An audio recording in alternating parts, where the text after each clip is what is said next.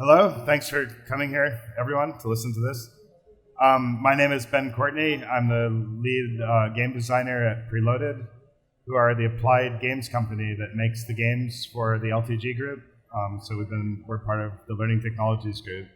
And when somebody who's looking for games in training is part of that group, they come to us. Just what I'm going to talk about today. Last year, our creative director, Phil, was here talking about why games are such a good thing for learning and that everyone should want to do games and learning.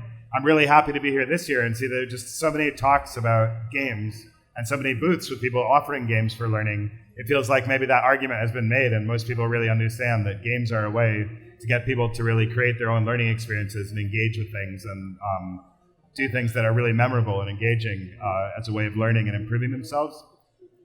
So I'm going to briefly just talk about who we are, answer that question again of why people want games for training in the first place, and then look at specifically, rather than why this year, we're thinking about how. So how can we make games that meaningfully boost and help blended learning programs and training programs? And to do that, we're going to look at what mechanisms games use to be such an engaging medium, and how we can exploit those things to make people really get the most out of learning when there's a game in the mix. After that, I'm going to look at a few concepts about how we could maybe exploit the social aspect of games to really make them into something that drives learning. And finally, looking at the actual mechanics of if you were thinking of using games in your learning blend, where they might fit in or what kinds of roles they might fulfill. So first off, Preloaded is a BAFTA-winning studio. We make games with purpose. All games have a purpose, but usually the purpose is to entertain people.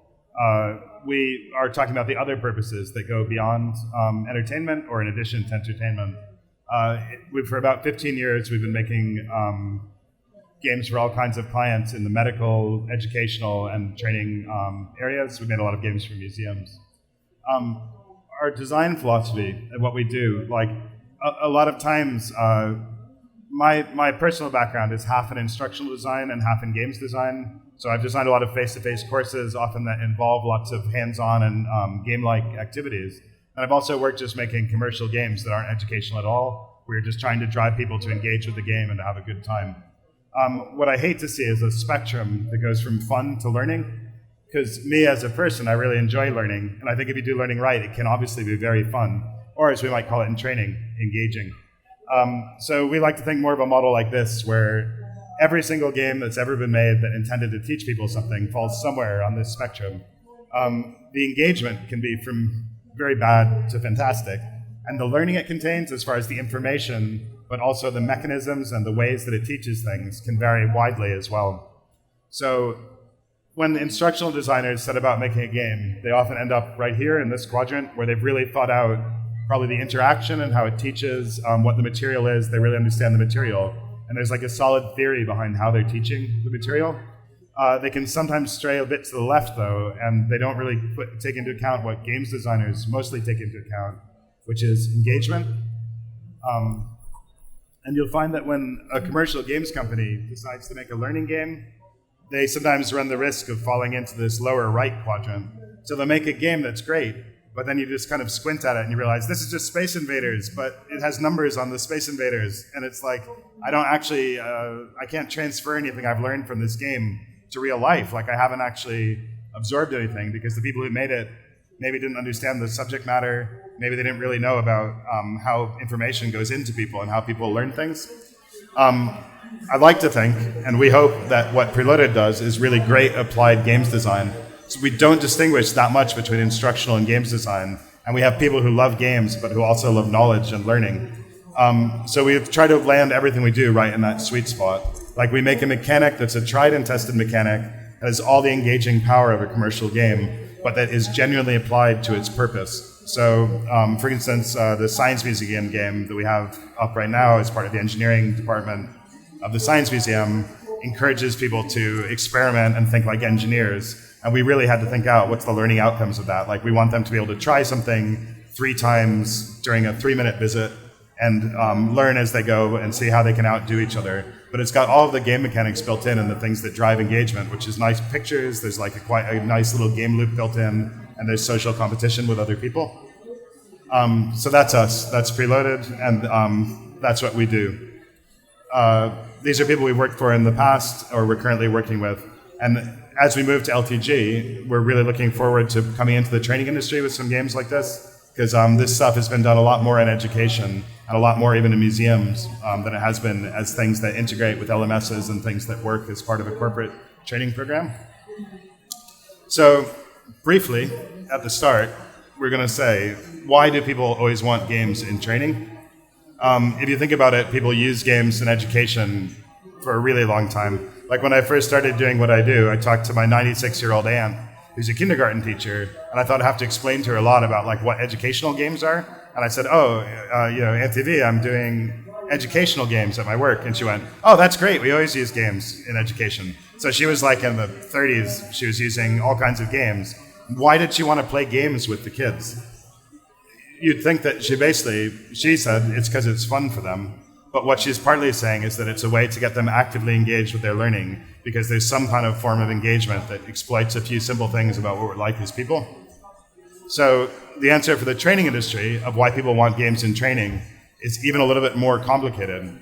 So we all know that face-to-face training is quite personal. With a good teacher, it's really engaging. It responds in real time to what you're doing and how you're doing. It can clarify things, or it can start introducing a bit more information because you're obviously understanding what's just come before. So the difficulty and the content of the experience can be really tailored. Unfortunately, it's quite expensive. It relies on really skilled trainers, and it can only happen in one place. This is why training has moved a lot to e-learning. The good things about it are it's more affordable. You can reach a lot more learners with a single instructor, and it's available everywhere. So increasingly, I'm sure there's plenty of other talks about mobile devices and being able to learn as I go where I am on my device. The weak points of e-learning, and where a lot of challenges start to arise in blended training programs, is that it is quite general. It doesn't have the kind of level of engagement that a face-to-face interaction with a person would have. And it's quite slow to respond to your needs. There might be some bonus modules that you can go onto if you want, but it's not going to start giving you those if it's obvious that it's like beating a dead horse with what it's already teaching you. The difficulty in content has to be quite standard, which means it can often be to a lowest common denominator. So I think that the big hope in training and in fitting games into a training blend would be to kind of patch up some of the problems of this whole system. So if I can make a game that makes people want to engage with the e-learning more, if I can make a game that somehow makes it a little bit more general about where that instructor is reaching out to, that's the way I could use a game in the right place in my training blend to get a lot more to my learners.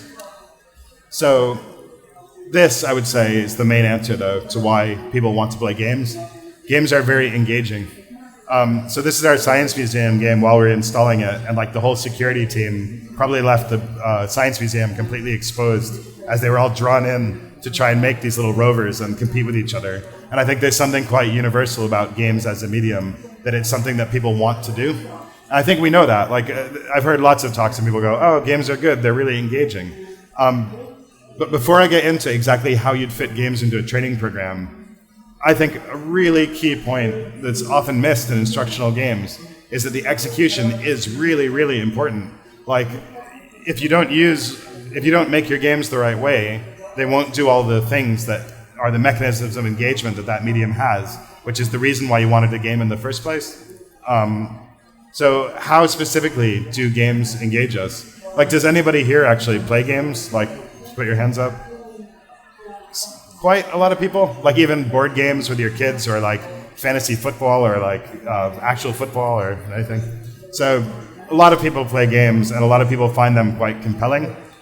So I think the first bit of why games engage us, I could easily do a whole separate seminar on this, is that when you play a game, you see cause and effect. It feels a little bit more open than a quiz. You can kind of choose to fail and see what that's like.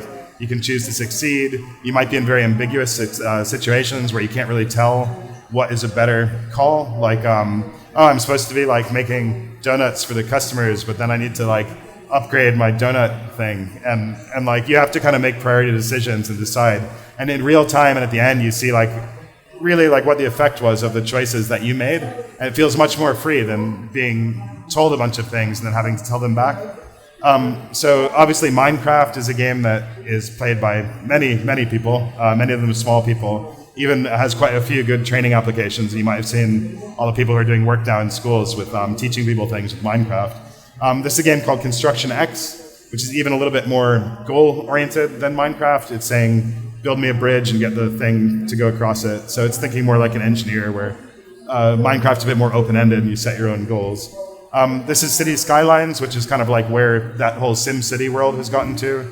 For certain kind of people, they really like laying out cities and seeing what the interactions are and realizing like, oh, I put the waste dump there, so now everybody's got bubonic plague or something. Or just seeing how traffic flows through a city and adjusting it and doing it what you want.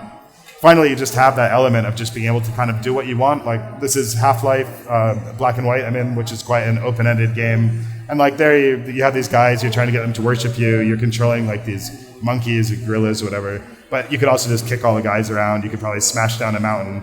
And it's sort of like, really being able to see that cause and effect is really important. And this, the whole other seminar, is about constructionism and active learning. I'm a huge fan of Seymour Papert, who's the guy who invented Logo. His descendants have kind of made Scratch on that for kids. And to get people to have effective hands-on engagement, and I would say this is the part that training games do best now. You need good accessibility, and you need what he calls low thresholds, which means you can pick up and play it. You need wide walls, which means you accommodate a lot of different kinds of users and like different kinds of things to do and ways to think. And then you need high ceilings, which is I think where e-learning sometimes falls down, which is if I'm really skilled, I don't want to be held back by the fact that the game has been designed for somebody who's not skilled. So if I keep pushing through, I might get past the part that the 4-year-old can manage in about a day. It might take me 5 minutes and there's somewhere else to go and things keeps coming. So like, for instance, in our educational games, we'd push past the end of the curriculum we were teaching so that somebody who's really skilled could keep going. Hands-on engagement, I'll come back to this in a minute, but I think that like training games do this pretty well. It's the part that we mostly think about when we make training games. So then on to emotional engagement. This is the first one. Like I've many times had people say to me like, oh, that's just the same game, but it has better pictures. Actually, the pictures being nice, the story being good, the world being good, even just like the pacing and the timing. If you think about something like Angry Birds, you're kind of powering up, or Candy Crush gives you those little zaps of endorphins as it's responding to what you do, right through to just the quality and beauty of the world. Like that's Skyrim, which without the world would be kind of a boring game because you're just wandering around doing quests. That's Zork that I played a lot when I was a kid, and I just remember being quite scared by that part. It's only 2 sentences, but it's evoking a lot of emotion and memory in me just from the words. And this is The Last of Us, which if anybody's ever played that, it's a really groundbreaking game, just getting really fantastic animations to the characters and making people you care about and having a storyline that you care about. And it's just a very memorable experience. And like, this is the thing, training games don't always do well. They do it to different degrees. There's a lot of studies coming out now about memory and emotion, and the fact that an emotional experience is a more memorable experience. So if I'm just tabbing through like an e-learning system, choosing some tick boxes and seeing a kind of strange drab photo of like a guy in a blue shirt, I don't always remember or retain as well what I've learned. So I would argue that a game with better pictures is a better game because it's more engaging and it creates more memorable experiences. So finally, this is the one that I'm actually really excited about because I don't think training games have really even touched this. Social engagement is probably one of the most powerful things about games. If you think way back pre-video games, people competing with each other or collaborating to solve a problem or just sort of trying to like you can kind of play flipping a coin as a fun game, even though there's nothing to it, just because it's like seeing the outcome and seeing whether you beat the other person. And social engagement is massive, because I'll get back to it in a minute, but social gaming is the thing that has brought games into the mainstream in the last 15 years. I don't know if anyone plays any of these things, but Words with Friends is one of a lot of Facebook games, one of the most popular ones. Again, all about competing, seeing each other's progress, and cooperating and forming friendship groups around this game. Same goes for FIFA, EVE Online, which is like 1 million people in spaceships teaming up to like blow up bigger spaceships. All these kind of like party games like Dance Revolution and everything are about competing and seeing how you can best other people. And you just can't underestimate how much just, in its stupidest, simplest case, something like a leaderboard where I can visualize that I am X much amount better than someone else, or I'm the same amount good as somebody else I work with. Like that can really get me coming back to a game that's otherwise less engaging. So a recap, summarizing what I'm just saying is, how are we doing now with games and training? Like, how well do we make games that engage people? Because all the other things we want to do with games won't work if nobody is engaged with the games. If nobody wants to play the games, there's no point to using that medium, because the powerful mechanisms of engagement it has are the main reason for bringing it to training. So, hands-on engagement. It's from the popular film Ghost. I'm using to visualize the concept of hands-on engagement. I think it's pretty good. Like, this is the part, there's a lot of science. There's a lot of science about accessibility and feedback loops and understanding the cause and effect of what I do. I think most instructional designers think about this a lot. They're like, how will I teach what I want to teach? Like, what's the actual mechanic? This is the thing that people think about the most in instructional design. And it has quite well applied to games relatively in training. Emotional engagement. This bit people do less well. Like, I meet a lot of instructional designers who do know about this, and they are like making sure they're trying to get people who are good at writing to write the games. They're thinking a bit about the fact of how it looks, or if there's a bit of movement, or things respond in an entertaining way. They actually realize that will make the game more engaging. Like, it's not just that it has better pictures, it's now a better game. Social engagement. That's where I think like the massive, massive potential still lies. I'm going to talk next about the social power of games. Why I think that is probably the bit of social, like this year, Preloaded, I can't express how excited we are to start doing lots of games for training. And using little social tricks to make our games more powerful feels like that's the thing that people haven't done well yet at all in training games. Just scratch the surface of anything. So why am I so excited about the social aspect of games and social engagement? It's because social gaming, like in our industry, if I'm calling my industry gaming for a moment, in gaming, it used to be that like the average gamer in like 2000 was like a 17-year-old boy. It's still kind of the stereotype, like it's a very isolated, unsocial person in their house, like shooting like these demons with a shotgun, and like their like mom is like, hey, do you want some breakfast? And they're like, no, I'm just shooting these demons with my shotgun. And in the last 15 years, that's completely changed. Like if you look at demographics now, there's no difference. Like there's mildly more women playing games than men, and the average age is 37, which is widely to say that like it's falling like kind of in the middle of the human lifespan. So like all of a sudden it's mainstream. Like it's really not like an isolated small group that plays games. And all of the games that have brought about that parity in age and in gender have been social games. Like it's like these party games like the Wii. It's all these Facebook games like Words with Friends and Facebook. It's stuff like Clash of Clans and Candy Crush. And like these are the games that have wide appeal, and they're intensely social people that are doing that. And meanwhile, in learning, not that recently, because it's been going on since like symposiums in Socrates times, but I know there's a lot of talk now about social learning. And what we've been gradually moving towards since sort of the 50s or 60s is away from a very instructor-led kind of learning and realizing how well people learn by like talking to each other or by observing the cause and effect of what other people are doing. Like there's this idea of vicarious learning. So basically, being in a public space with lots of other people where you're learning from each other and you're learning by observing each other is a really powerful thing in education. And it's led to like courses that people learn more from and that they work better. And the idea of uniting the idea of social learning and social gaming into really excellent instructional games that kind of take advantage of all these social aspects in the way that they teach and in the game design is what really interests me. Like that, I think that is great. We talk a lot at Preloaded about innovating socially as opposed to just innovating technologically. So rather than just shoving everything onto the HoloLens because that's neat, you get a lot more enduring power once people are tired of new platforms if you really think out the social aspect, because that's as old as cavemen and people are always going to care about social things.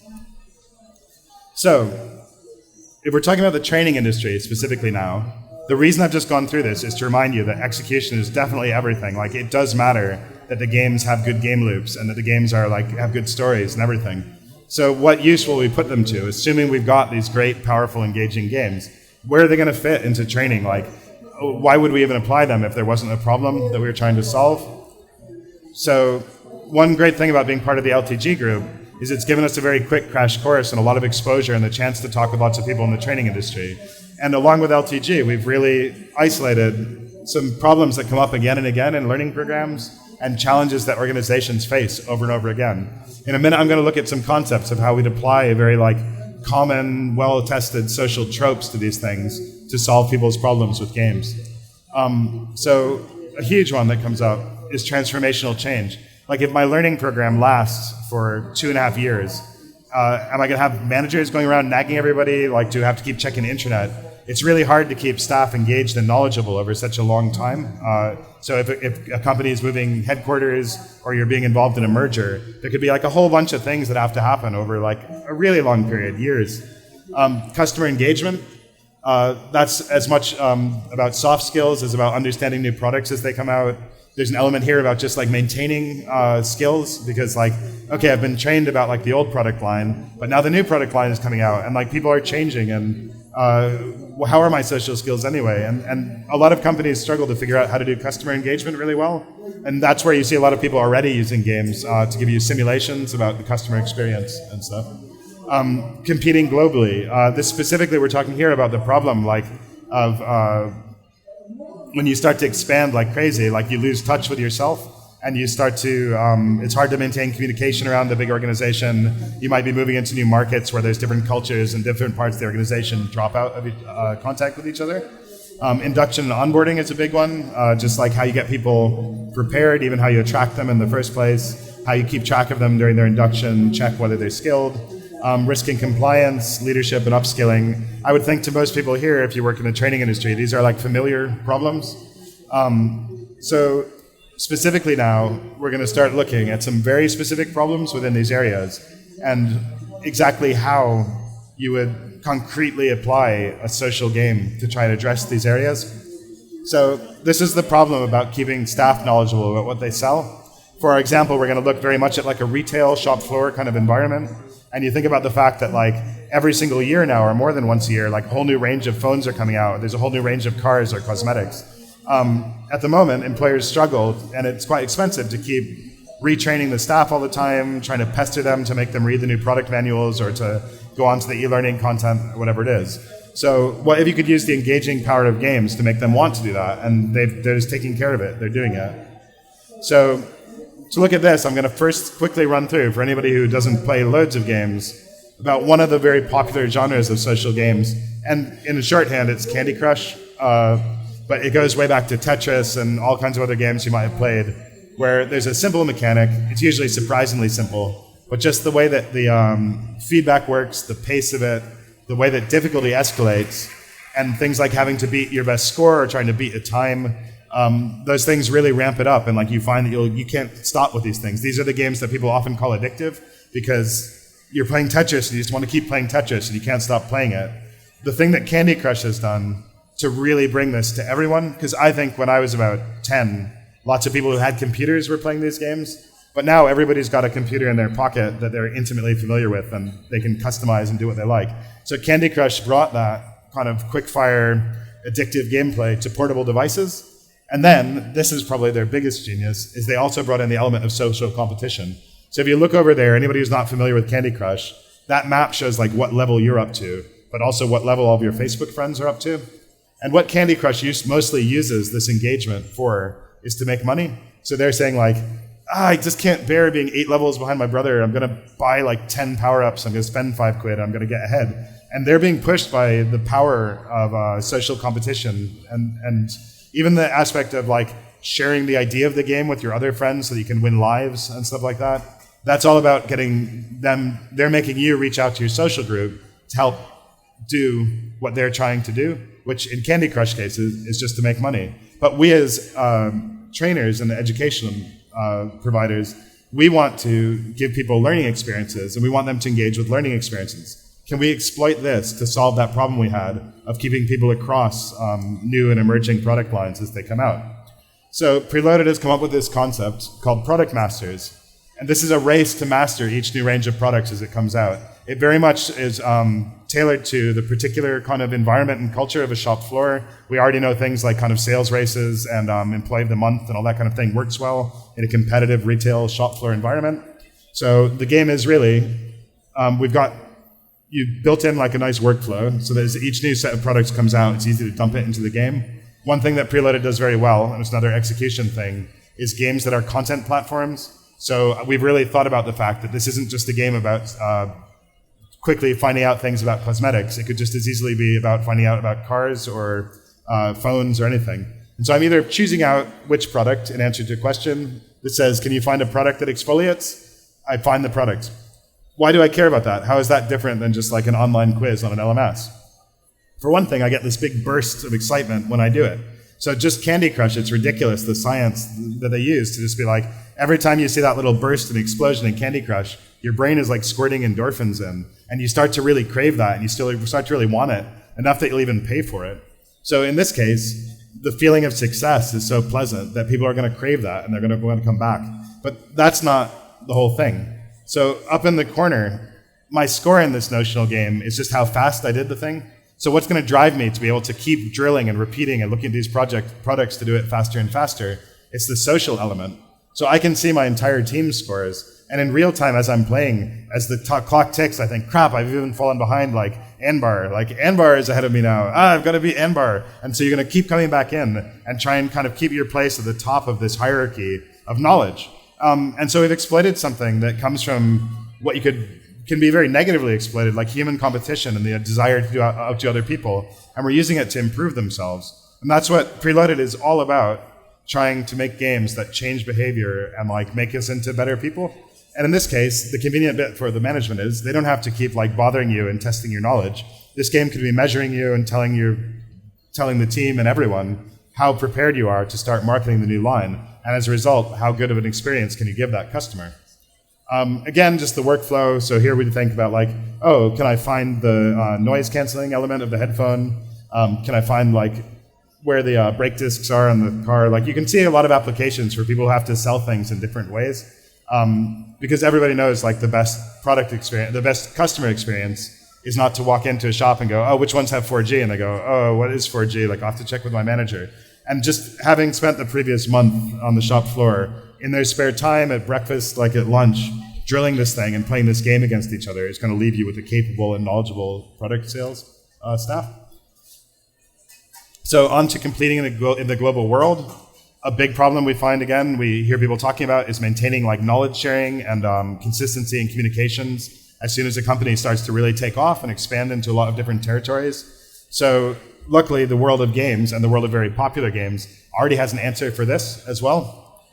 So these are social gaming networks. I'm using the example of QuizUp. There's many of these, but these games, a lot of people play them, and they're very, very international. The idea is basically that there's usually a range of different kinds of games you can find people to play those games with. So I might be playing a game in a category I like. I might be playing like a certain trivia mechanic that I like. I can start to build up teams and personal networks of like people I know in real life, but also people that I've met in the game. Competition, cooperation both come into it. So you'll find that you can like be on a team or you can be trying to outdo the other teams. Visible achievement is massive. Like that's the fact that you know how good everyone else is. Like I know that I'm better at like health and safety compliance for Asia than anyone else. Like the integration with social media is another thing, and that's just to remind us of the way that social networks have arisen alongside this kind of social gaming. So this is the game. This is Global Genius. And this would be an organization-specific global trivia game, which basically the content can be curated by the L&D department. It can be curated by managers. So you're talking about categories that are important to you. A really key thing about this, though, is the interpersonal contact. So everyone in the world is playing this game. Say you're in every market. If you look here, it might be that Singapore has just opened a new branch. So for today, if you're playing with the people in Singapore or you're answering questions about Singapore, you're going to get double the score.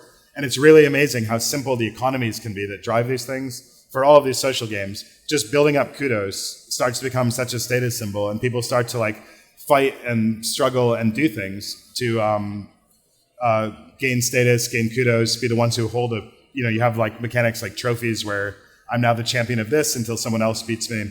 And those things are really important to people. And in this case, they can be exploited to really kind of bring your teams together.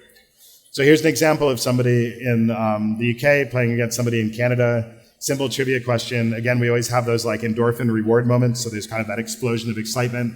When you've beaten someone, you won against the branch champion. There's a lot of like positive reinforcement. And it's going to make the person you beat want to come back and have a rematch and try and beat you. Again, a lot of different mechanics. So this is a kind of chase mechanic. It's just like, who's the farthest ahead? Like, it just means that they can all be trivia questions because that's a good way to serve a lot of learning content. but it doesn't mean there's only one way to play or only one personality that's suited. This would be a game, if you've ever seen television's The Chase, where one person is trying to catch up to the other person by like, every time the other person loses, they fall back a step, and whenever you win, you move ahead a step. Perhaps the most exciting thing is if you look at all these global trivia games have user-generated content. So again, your organization globally doesn't even have to work out exactly what it wants to teach everyone. You have people proposing questions, setting questions to each other. The questions that are more popular or useful can like be rated by users, and they can be increased in prominence until all of a sudden you have a curriculum that's been designed by your entire global workforce. I don't know, we haven't done this yet, but I would imagine you'd end up with things like best practice around the communications tools, and you might find that there's pockets of this game that are about compliance in Singapore, and then there's a lot of big popular stuff that has to do with how you use Skype or how you use your HR system. So again, to me, this seems amazing. Like, I believe that people will want to play this, and that means you don't have to set aside a lot of staff time to play it, and you don't have to spend a lot of time with middle managers bugging people and checking that they've completed their training. So finally, this is the last example for today. We've already talked about that game, which is keeping people across space, so they're in touch across space. This is a game about keeping people aligned over time. So these long-term training programs are difficult. There's already games that people play that keep them engaged long-term with even very simple mechanics.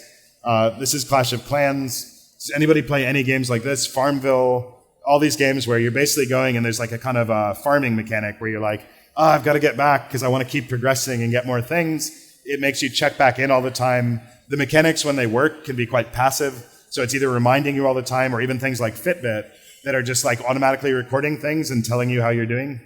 And again, there's social competition. There's always like playing with friends and playing against other people. And again, we always think about all the different habits people have and accommodating with wide walls these different kinds of habits. So this is Relocation Regatta. I've been involved myself in a long organizational move of like a huge company moving to Manchester after like a long period. And I know that the process started about 2 years before, and there were dates, and there were very individual dates. Like if you had kids in school, when are you going to have them registered? If you're taking early redundancy, when are you finished? When have you handed over? The actual move date, when is that? When does all the training happen? When are all the workshops, familiarization tours? So this is using the idea of things like Fitbit and Clash of Clans to have something that quite passively, your team is crewing a ship together. You're working together to try and do whatever you need to do during the week. You have this simple central visualization that reminds you of the whole timeline, which is actually one of the hardest things people have, is like remembering like, when is the move actually happening? It also lets your managers see like how prepared you are, how much knowledge you've demonstrated, whether you're participating enough, and managers can know where to put the energy. This is the idea that maybe like, we obviously don't want a game that people are just compulsively grinding away at all week. Because, so again, from the world of long play games, we design very specific behaviors. On a Monday morning, I'm getting a thing reminding me about the game that I'm playing. It's telling me what's going on this week. I can kind of easily see the theme of the week. And it's telling me how far I am towards completing those games. Again, curated by my managers, curated by the R&D, the L&D department. And it's setting me tasks and missions. It might be like you John, need to do workplace training. It might set other little tasks like recruiting more crew. That's a really nice other aspect of this, is that we're playing in teams. And so if I'm giving bonuses to the people who are naturally more keen and who naturally want to take part for bringing other people on their team into the game, and then they're rewarded for those people participating and showing knowledge, it gives a powerful mechanic. Like this is how people get pulled into Clash of Clans and Facebooks, is by getting a benefit to both of us if I invite you in. This is the idea that then you can create little social events in very specific times. Like perhaps at the end of the day on Friday, all of our we've all reached the island. We all know how fast we made it there based on how much our teams participated. And then we're going to have like a quiz or like some kind of competition to demonstrate knowledge and win little upgrades and stuff that makes the game easier for us and gives us things to show off and show our progress to other people. So finally, how am I doing for time? I'm done. I would say come up to our booth at B21. We've identified 4 main things that we can use to fit games into the blend. That's attracting people to the program in general, practicing like with simulations, applying knowledge they've done in a real world setting, sustaining their progress. So that might be like gamification, like I keep people coming back to the learning program because of how they're doing in the game. And then obviously measuring outcomes so that the players can see them and so that their managers can see them. So thanks very much. And come over to our booth. I love to talk about things. We'll talk more. get in touch and talk to us about what you'd like to do for games and training. Thank you very much.